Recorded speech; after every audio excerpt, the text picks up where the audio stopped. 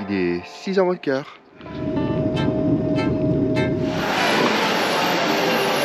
C'est arrivé à Naples. De Courtoisie. Il est 6h moins le quart. Et c'est l'heure de partir pour l'aéroport de Nice. Enfin d'abord on fait un stop à la gare d'Antibes pour récupérer le skipper. Et ensuite direction l'aéroport. Ça va être... c'est un peu fantasmagorique. Mais bon, ça pique hein, ce matin. Ça pique beaucoup. La journée de moto pour arriver dans le sud. L'après-midi de moto. Parce que ça, je suis arrivé tard hier soir. Ça a été très fatigant quand même. Et une nuit de 3 heures, c'est compliqué. Vous me direz, ça m'habitue au quart. Normalement, c'est censé être mon cycle de sommeil. Bon, on verra bien. On verra, ça a confirmé ou infirmé. En tout cas, obligé de prendre la veste de quart au bras avec plein de choses dans les poches. Sinon, on dépassait les 8 kilos. Alors, cette impression de lever très tôt. Oh, j'ai les paupières qui se collent. Ah, tu veux les allumer? Ouais.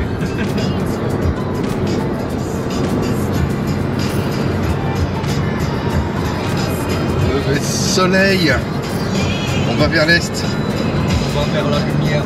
La lumière, je suis la lumière. Alors, l'aéroport de Nice?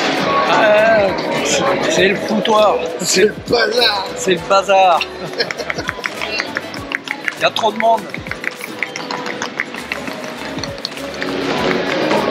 Et ouais, on est parti. Casque. Boarding, boarding. Ah, 1,33. 1,33. Ah, 33. 1,33. Zurich. 9h35. Non, 9h55. Ouais. Expected. 9h55.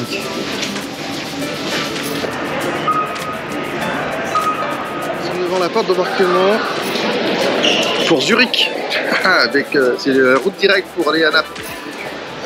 On a une correspondance. Donc du coup on a fait bagage à main pour éviter la perte des bagages dans la correspondance. Le bateau. C'est un aéroport, c'est un port de toute façon, mais aéro. On n'a pas fait de bagages en soute pour éviter la perte. Donc du coup on est parti avec le minimum de bagages et c'est un peu galère.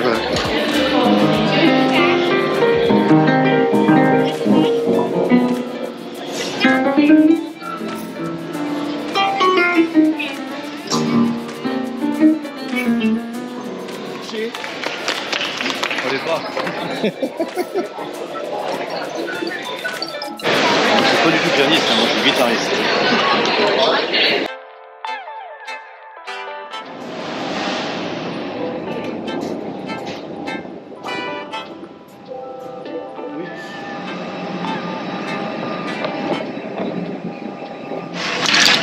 Allez, ça y est, nous sommes dans l'avion, parti.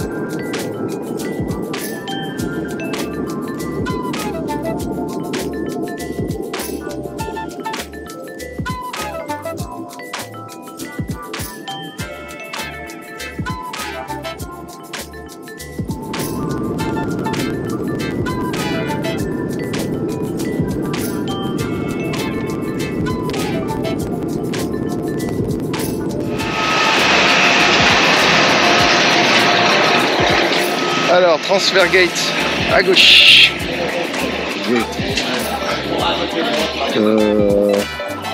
Il était annoncé à 12h15.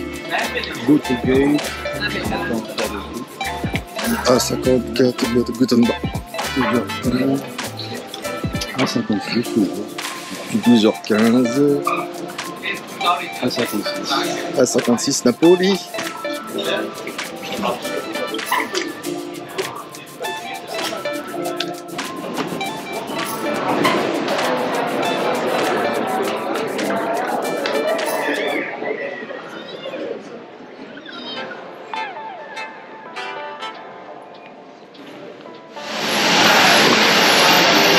On est arrivé à Naples. Yes. Napoli.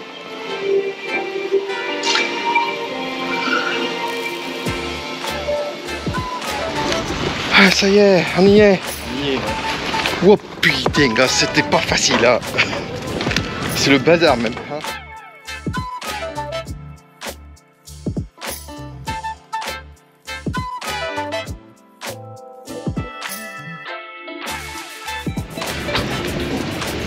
Voici le Marisol. Bon, le pavillon français, ils sont mal en point. Hein. Il y a un pavillon italien, le bord de flèche. Le Courtoisie. Sauf qu'il devrait avoir sur tribord. Ouais. Ah ouais.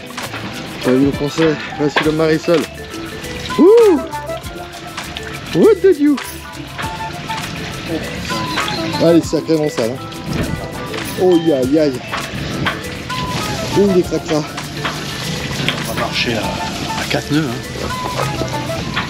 Dessous. Oh là là. Oh la vache. Ah ouais, attends. Il y a une épaisseur de moule dessus. Hein. Si les lits c'est pas propre, il avance pas. Hein.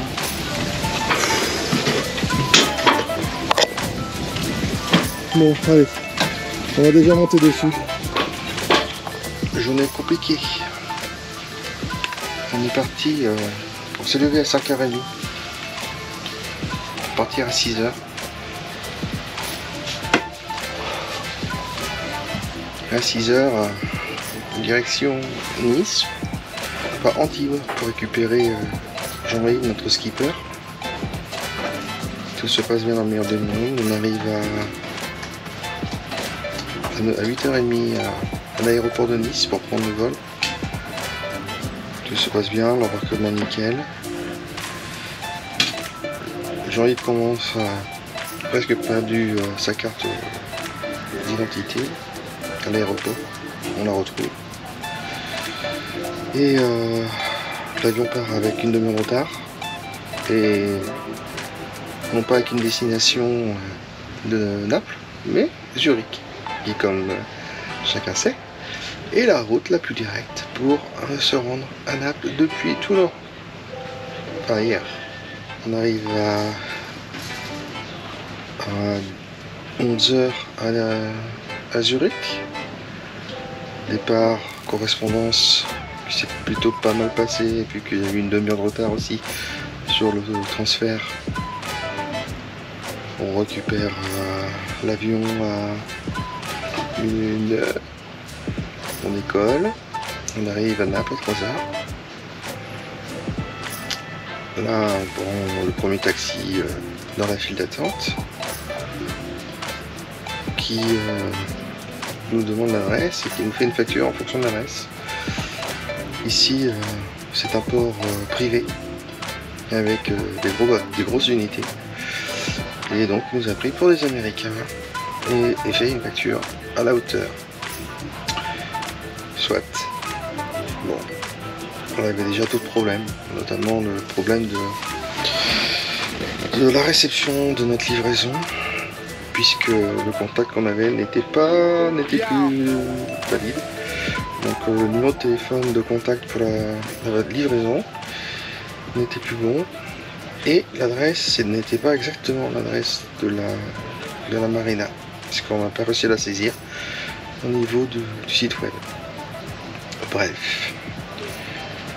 Du coup, on essaye de contacter l'actuel propriétaire pour qu'il nous aide, puisque toutes ces références nous ont été communiquées par son intermédiaire.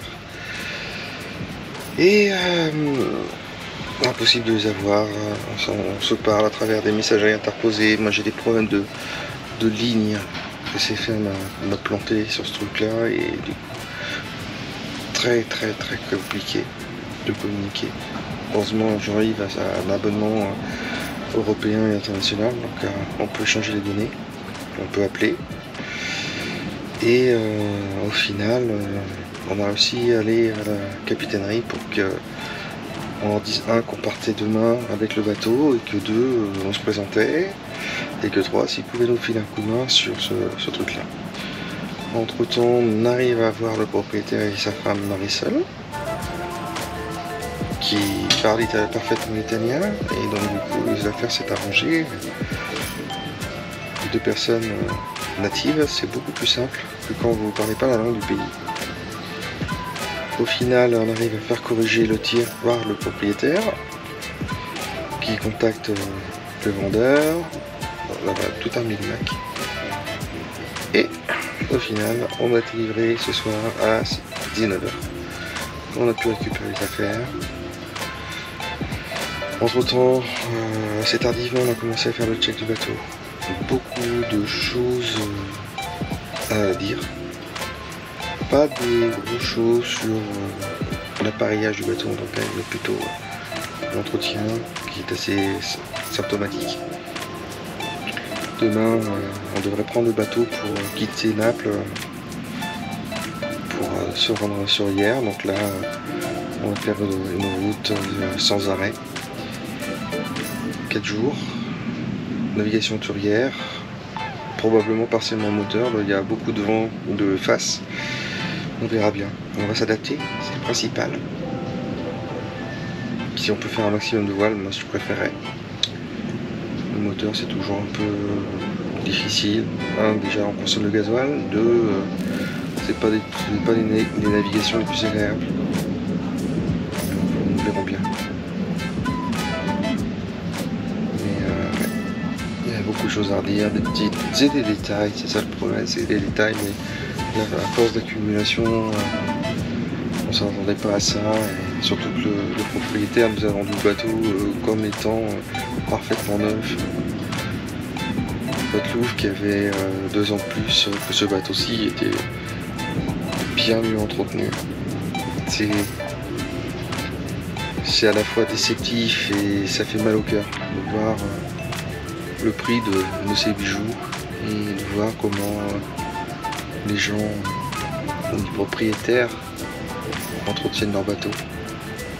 Alors c'est sûr que ça prend du temps, mais ouais, ça fait mal au cœur. Un énorme sentiment de gâchis. La plancha a été utilisée il y a un mois, elle est restée dans l'état. Elle est graisseuse. Le ressort de support, il est tout gras. Ouais, c'était un lavage minimaliste. C'est certainement la fatigue, mais ouais. Difficile.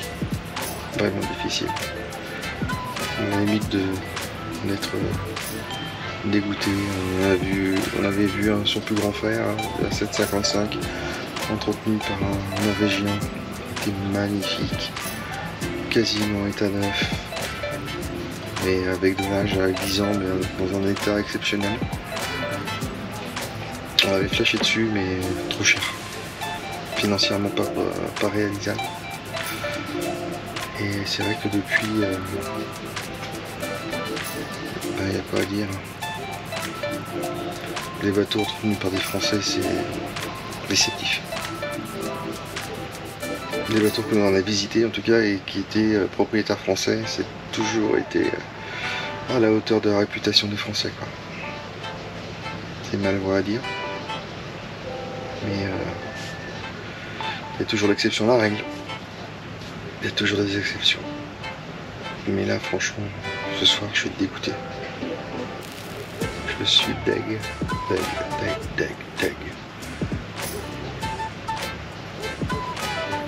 On savait que c'était un bateau d'occasion. On savait qu'il y avait forcément un petit peu d'usure à gauche à droite, mais ça c'est la vie normale du bateau. Il suffit de l'entretenir, de changer ce qui casse ou ce qui peut être en défaut. Ne pas laisser aller en termes d'entretien, c'est pas possible. C'est pas possible. On peut... soit le propriétaire est dupé par son homme de main, ce qui est tout à fait faisable. Mais c'est symptomatique et derrière, je m'interroge énormément sur la qualité de l'entretien mécanique de ce bateau. On nous avait rassuré en disant qu'effectivement, à chaque fois qu'on faisait un carénage, on graissait les vannes depuis l'extérieur. Mais vu l'état des fonds, je me pose sérieusement la question. Les passe-coques ne sont pas entretenus, ça se voit. Ils sont légèrement verts, mais bon, ça reste encore très raisonnable, mais c'est pas entretenu. C'est pas dégraissé, c'est pas graissé. On voit très bien. Là, demain matin, on va vérifier tous les colliers de serrage, parce que ça fait un an que la révision du moteur n'a pas été faite. Donc, j'ai demandé avec le housekeeper qu'on prenne le temps de vérifier tous les colliers de durite au niveau du moteur pour éviter que si on fait des longues heures moteur,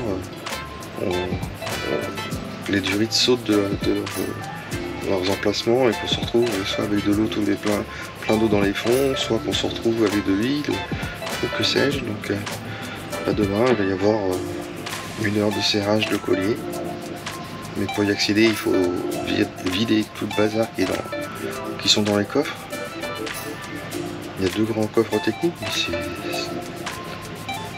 c'est à ourde comme on dit chez nous. C'est à ourde de bazar. On a pris 5 sacs d'avitaillement, on ne sait même plus où les ranger. Quand ce bateau est plein.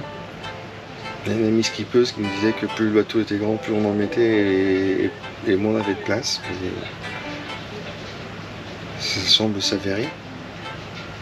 Si tu nous écoutes, Nicole, well done. Mais ouais, ce soir c'est pas la forme, la fatigue, la déception, la clim ne semble pas fonctionner. Alors on doit être un peu nul, on va peut-être lire le manuel utilisateur. Voilà un petit peu le bilan de la journée. Heureusement, on a pu manger une petite salade avec de la copa, très sympathique, dans le cockpit, un peu frais, parce que là la chaleur commence à s'évacuer un peu, et puis le stress commence à tomber aussi. Et puis demain c'est censé être le départ, on verra bien. En tout cas, il y a quelques checks à faire avant le départ. On espère bien pouvoir partir vers 10 heures. Le temps est exceptionnellement beau, avec un peu de vent pour pouvoir essayer de faire de la voile. J'aimerais bien vérifier quand même l'état des voiles dès le départ pour m'assurer que si on fait 9,5 à la voile, tout se passera bien. Faire des essais de prise de riz, de manipulation basique. Tout ça, c'est à faire demain.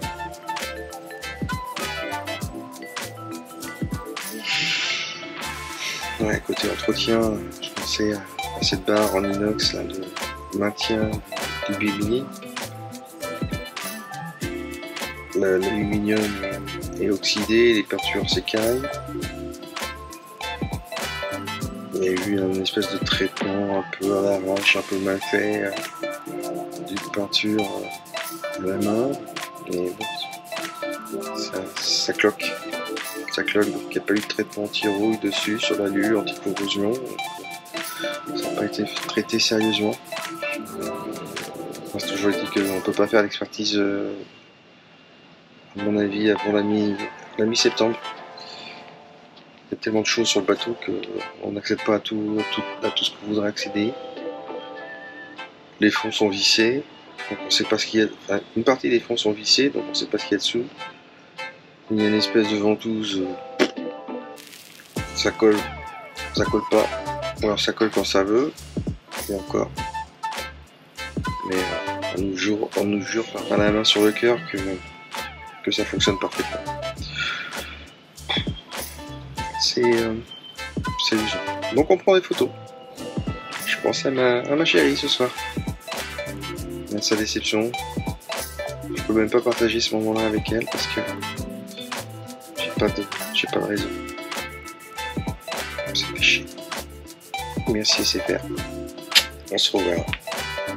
Et là, ça va être difficile pour vous. Mais j'imagine ça. Son mécontentement, son désarroi, parce que elle aussi s'est vraiment projetée sur ce bateau. Vraiment projetée, on a cru aux bonnes paroles du propriétaire, qu'il y a une certaine autorité sur la place. C'est une façade. C'est vraiment qu'une façade. Peut-être excellent dans son métier, mais à mon avis très mauvais marin. On peut pas laisser un bateau dans cet état-là, c'est pas possible. Si on aime son bateau, on est obligé d'aller vérifier par nous-mêmes tous les éléments de ce bateau. De la quille en tête de mât. La première chose qu'on a vue en ligne de flottaison, quasiment en ligne de flottaison, d'épaisseur de 2 cm, d'espèce d'amas de verre en calcaire, de moule, enfin des trucs équivalents. On nous jure que ça marche bien, que le bateau file bien. Quand on va sortir de l'eau, je pense qu'on va avoir des très grosses surprises. Il va être super sale. Heureusement, j'ai pas mon équipement de plongée, donc je peux pas les vérifier par moi-même demain. On ne sait pas combien on va marcher. Normalement, c'est un bateau qui marche à 7-8 nœuds au moteur sans pousser trop le moteur. À la voile, on sait pas. Ouais, ça va être la surprise. Donc, on va continuer à filmer. Bonne soirée, bonne nuit. Si vous aimez cette aventure, laissez-nous un petit pouce bleu, un commentaire, et nous vous répondrons dès que possible. Venez découvrir la suite de ce convoyage de Marisol vers le port de Hyères. Vous pouvez également vous abonner à notre chaîne et recevoir ainsi toutes les notifications. Vous pouvez également nous rejoindre sur notre page Facebook ou Instagram, Le Bout des Mers.